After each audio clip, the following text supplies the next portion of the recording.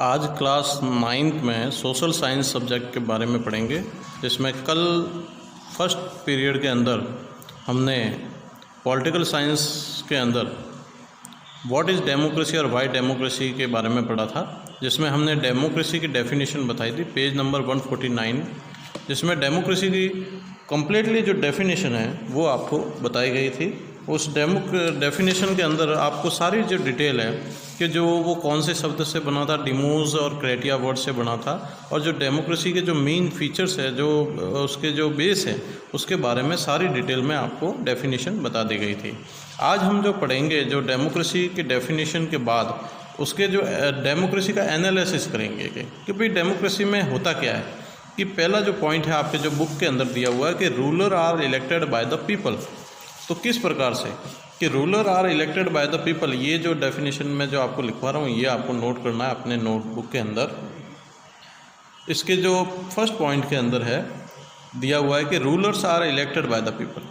हमने ये पहले भी अपनी डेफिनेशन में पढ़ा था कि ruler are not free to do something what they like, क्योंकि वो लोगों के द्वारा चुना गया है, उसको कुछ कॉन्स्टिट्यूशन फॉलो करने पड़ते हैं।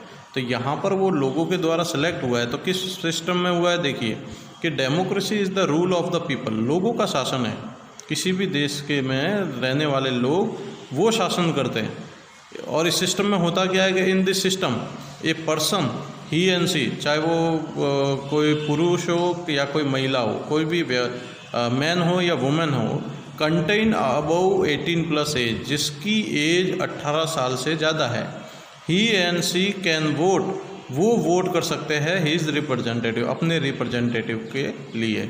सो वी कैन से, तो इसलिए हम कह सकते हैं कि ruler are elected by the people, लोगों के द्वारा वो चुना गया है। Without voting system government will not be democratic. अगर वोटिंग सिस्टम नहीं होगा तो वो जो गवर्नमेंट है वो डेमोक्रेटिक नहीं कहलाएगी, वो नॉन डेमोक्रेटिक पैटर्न के अंदर आएगी। दूसरा जो हमारा जो एनालिसिस पॉइंट है वो है कि elected rulers take all the major decision in the government. अब जैसे जो रूलर्स हैं जिनको हमने इलेक्ट कर दिया, इलेक्ट करके उनको असेंबली में भेजा, लोकसभा, राज्यसभा, विधानसभा या जो विधान परिषद है उसके अंदर ये हमारी जो नेता है, जैसे हमारे यहाँ पर भी हम देखते हैं MLAs वगैरह जो होते हैं, मेंबर ऑफ लेजिस्लेटिव असेंबली, जो MLA शब्द हम सुनने में आता है तो वो हमारे रिप्रेजेंटेटिव है, हमने उनको चुना है। MLA की जो फुल फॉर्म है वो है member of legislative assembly. MLA के बारे में आपने सुना होगा, कई लोग कहते हैं कि MLA साहब आए। MLA की जो फुल फॉर्म है वो है मेंबर ऑफ लेजिस्लेटिव असेंबली। विधानसभा के जो सदस्य है उसको MLA के रूप में कहा जाता है। और एक जो और दूसरा हम जो सुनते हैं वो है MP, मेंबर ऑफ पार्लियामेंट, जो हमारे एक कॉन्स्टिट्यूएंसी के अकॉर्डिंग इलेक्शन होता है। ये जो इलेक्शन होते हैं ये सेंट्रल गवर्नमेंट को जब सेलेक्ट करना होता है तब इनके इलेक्शन होते हैं, और ये जो इलेक्शन होते हैं जब स्टेट गवर्नमेंट को सिलेक्ट करना होता है। जैसे स्टेट गवर्नमेंट में अभी जैसे मुख्यमंत्री जो होता है, चीफ मिनिस्टर, उसको इलेक्ट करने के लिए ये इलेक्शन करवाए जाते हैं, और प्राइम मिनिस्टर के लिए ये MP के इलेक्शन करवाए जाते हैं। तो ये जो कैटेगरी है ये आपको ध्यान में रखनी है। नेक्स्ट जो अपन अभी एनालाइज कर रहे थे सेकंड पॉइंट था, हम जो नेक्स्ट जो डेमोक्रेसी का जो पॉइंट है, एनालिसिस जो पॉइंट है डेमोक्रेसी का, सेकंड है elected rulers take all the major decision in the government. कि जो सरकार के अंदर जितने भी जो चुने हुए जो रूलर्स होते हैं, लीडर होते हैं, वो आम लोगों के लिए सारे डिसीजन बनाते हैं। तो ये जो सेकंड मोस्ट इम्पोर्टेंट फीचर है इस डेमोक्रेसी के अंदर। दूसरा कि it representative elected by the people really play role in making decision and policy of government. और ये जो लोगों के द्वारा जो चुने हुए प्रतिनिधि है ये सबसे मुख्य रोल भूमिका अदा करते हैं सरकार के अंदर किसी भी नियम और नीतियों को बनाने में। जितने भी नियम और नीति अगर लोगों के लिए बनाए जाते हैं तो है वो द रूल ऑफ डेमोक्रेटिक। अगर लोगों के लिए नहीं बनाते हैं तो अदरवाइज वो डेमोक्रेटिक नहीं होगा। नेक्स्ट है, now you may ask if there have been such democracy in which elected representative have no role in making major decision. तो दिस आंसर इज यस। कई बार क्या होता है कि डेमोक्रेसी के अंदर अगर जो इलेक्टेड रिप्रेजेंटेटिव है अगर उनका कोई रोल नहीं होता है तो वो डिसीजन नहीं ले पाते हैं। तो वो क्यों नहीं ले पाते, तो उसका कारण ये है कि अब मैं एग्जाम्पल के रूप में यहाँ देखेंगे कि पाकिस्तान में क्या होता है कि अक्सर जो है कोई चुनी हुई सरकार आती है तो कुछ समय बाद वहाँ के जो मिलिट्री सिस्टम है, वहाँ के जो आर्मी चीफ है वो टेक ओवर कर लेते हैं गवर्नमेंट को और ख़ुद प्रेसिडेंट बन जाते हैं और प्राइम मिनिस्टर को हटा देते हैं, चुनी हुई सरकार को वहाँ से हटा देते हैं, इलेक्टेड गवर्नमेंट को रिमूव कर देते हैं। ये तो ऐसा ही एक पास्ट में हुआ था जिसमें नवाज शरीफ जो प्राइम मिनिस्टर थे उनको हटाकर जनरल परवेज मुशर्रफ है प्रेसिडेंट बन गए थे। ये नॉन डेमोक्रेटिक सिस्टम है क्योंकि जो नवाज शरीफ थे वो इलेक्टेड थे और जो जनरल परवेज मुशर्रफ है जो आर्मी चीफ थे उन्होंने उस सरकार को हटाकर खुद अपने आप को प्रेसिडेंट बना दिया था।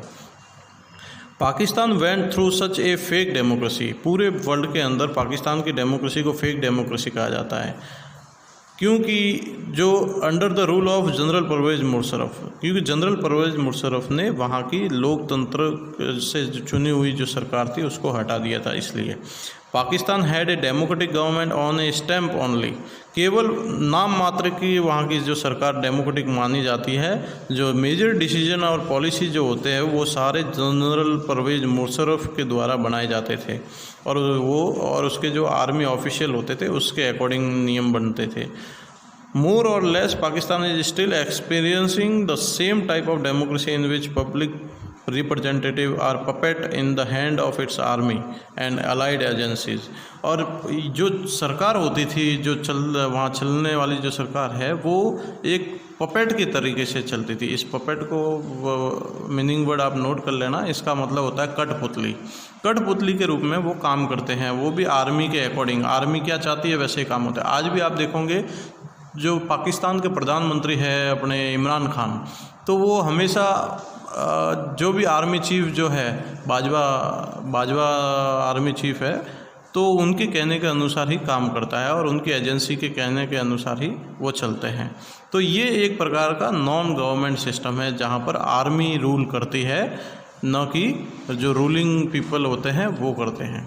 नेक्स्ट जो थर्ड पॉइंट है, free and fair election to offer a chance before the people to make a change in the current rule and government. कोई भी साफ़ सुथरा जो इलेक्शन है जिसमें किसी प्रकार की धांधली नहीं हुई है, खरीद फरोख्त नहीं हुई है, किसी प्रकार का कोई मसल पावर यूज़ नहीं किया गया है, ऐसे सिस्टम के अंदर ही कोई भी सरकार रूल कर सकती है, वो ही कोई चेंज ला सकती है। अब जैसे मान लो हम किसी सरकार को बदलना चाहते हैं या उसमें कुछ परिवर्तन करना चाहते हैं, लेकिन वर्ल्ड के अंदर ऐसे देश भी हैं जहां पर सरकार के इलेक्शन तो होते हैं लेकिन वहां पर बदलाव कुछ नहीं होता। इसी तरीके से पढ़ेंगे, imagine A government which is form by the people but always the same. कि इलेक्शन तो ज़रूर होते हैं, सरकार के इलेक्शन होते हैं लेकिन वो सेम रहती है। व्हाट डज इट सिग्निफाई, कैसे हम इसको पता करेंगे? It's mean end of election. धीरे धीरे वो इलेक्शन ख़त्म हो जाते हैं और चॉइस भी ख़त्म हो जाती है इसकी। तो हम जो है नेक्स्ट जो इसका एग्जाम्पल पढ़ेंगे कि ये कैसे होता है। कि now you may ask if there has been such government which are form by the people but ruler do not get change, the answer is yes. कई देशों में ऐसा होता है कि जहाँ पर सरकार चुनी तो जाती है लेकिन वहाँ का राजा नहीं बदलता है। तो ये कहाँ होता है? ये चाइना में होता है।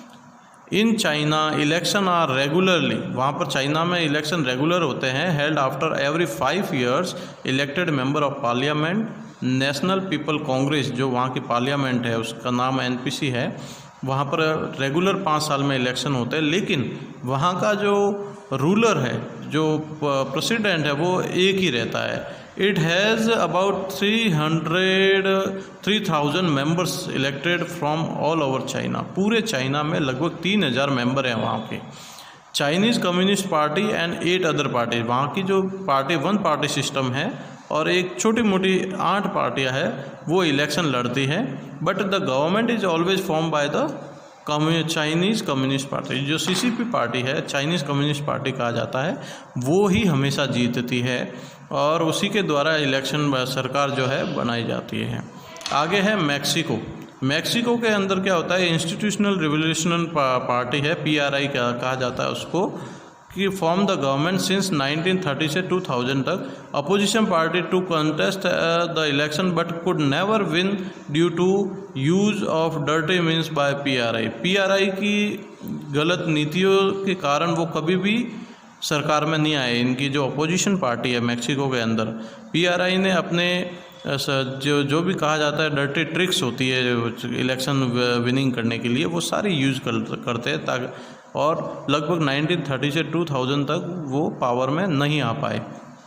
और in every election held after every 6 year, और यहाँ पर जो इलेक्शन होते हैं हर 6 साल के बाद होते हैं। तो इस प्रकार हम ये कह सकते हैं कि यहाँ पर जो इलेक्शन है वो फ्री है और फेयर नहीं है, प्रॉपर नहीं है। अगर लोग अपने रूलर को चेंज करना चाहते हैं, लेकिन वो यहाँ पर इलेक्शन तो किए जाते हैं लेकिन यहाँ पर कोई चेंजेस नहीं आते। तो एक तो ये यहाँ का जो थर्ड पॉइंट अपन ने किया, फर्स्ट पॉइंट अपन ने ये डिफाइन किया कि ruler are elected by the people. Second है elected rulers take all the major decision in the government. Third free और फेयर इलेक्शन के बारे में पढ़ा। नेक्स्ट है all the people have equal right to vote, ये हम कल पढ़ेंगे। आज के लिए इतना काफ़ी है। ये आपको नोट्स के रूप में लिखना है और इसमें एक्सरसाइज के रूप में आपके जो क्वेश्चन है वो आप नोट कीजिए। क्वेश्चन नंबर 1 है, हु कैन वोट, वोट कौन कर सकता है।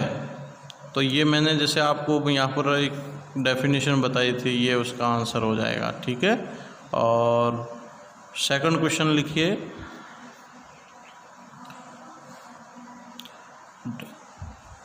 Define democracy. डेमोक्रेसी को डिफाइन करना है, जो पहले आपको बता दिया था। ये 2 क्वेश्चन होंगे, तो ये आपको होमवर्क के रूप में करना है। ओके।